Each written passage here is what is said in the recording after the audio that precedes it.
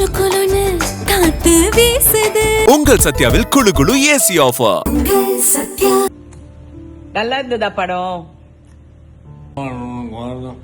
என்ன sir? National award உனக்கு வரணும். நேஷனல் அவார்டு எனக்கா? சரி, நான் உங்களை ரொம்ப வருத்தப்பட்டேன் நீங்க பாக்கலன்னு. அப்போ உடம்பு சரியில்லை, இப்ப பாத்துட்டீங்க, எனக்கு ஹாப்பி.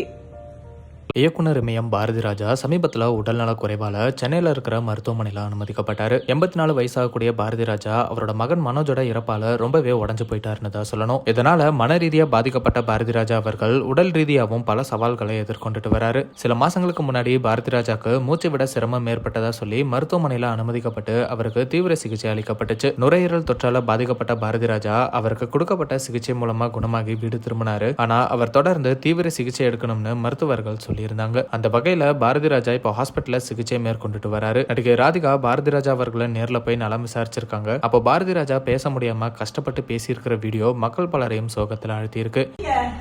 நல்லா இருக்கீங்களா? தாய் கிழவி பாத்தீங்களாமே, நல்லா சூப்பரா. ஐயோ, அந்த சொல்லுங்க, நேஷனல் அவார்டு எனக்கா? சரி, நீங்க சொல்ற மாதிரி நடக்கட்டும். ஃபர்ஸ்ட் உங்க கால்ல வந்து வச்சிடுறேன். சாப்பிட்டீங்களா? உனக்கு வரணும். என்ன சார்? நேஷனல் அவார்டு உனக்கு வரணும். நல்லா இருந்ததா படம்? நான் உங்களை ரொம்ப வருத்தப்பட்டேன் நீங்க பாக்கலன்னு. அப்போ உடம்பு சரியில்லை, இப்ப பாத்துட்டீங்க, எனக்கு ஹாப்பி.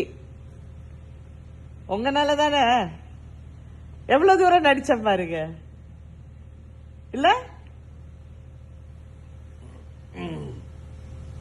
எந்த ஒரு உடல்நிலையிலையும் ராதிகா அவர்களுடைய தாய்க்கிழவி படத்தை பார்த்திருக்காரு. கண்டிப்பா உனக்கு நேஷனல் அவார்டு கிடைக்கும்னு ராதிகாவை வாழ்த்தவும் செஞ்சிருக்காரு. பாரதிராஜா அவர்களால கிழக்கே போகும் ரயில் படம் மூலமா தமிழ் சினிமாக்கு அறிமுகமானவங்க தான் ராதிகா. அப்போ அவங்க நடிப்பை பலரும் விமர்சிச்சிருந்தாங்க. ஆனா இப்ப தாய்க்கிழவி படத்துல பலருமே ராதிகா அவர்களுடைய நடிப்பை பாராட்டிட்டு வராங்க. இந்த பாராட்டுகளுக்கு முக்கிய காரணமே பாரதிராஜான்னு தான் சொல்லணும். பல மேடைகள்ல ராதிகாவே இப்ப நான் இருக்கிற நிலைமைக்கு பாரதிராஜா தான் காரணம்னு பேசியிருக்காங்க. இந்த ஒரு சூழ்நிலையில ராதிகா மற்றும் பாரதிராஜா சந்திச்சு பேசிக்கிட்ட இந்த வீடியோ சோசியல் மீடியால வைரல் ஆயிட்டு இருக்கு. அதே சமயம் பாரதிராஜா அவர்கள் ஆள் அடையாளமே தெரியாத அளவுக்கு மாறிட்டாரே அப்படின்னு பலருமே வருத்தப்பட்டுட்டு வராங்க. சீக்கிரமே பாரதிராஜா குணமாகி வீடு திரும்பணும்னு பலருமே பிரார்த்தனைகள் பண்ணிட்டு வராங்க அப்படிங்கறதும் குறிப்பிடத்தக்கது. குளு குளுன்னு காத்து வீசுது.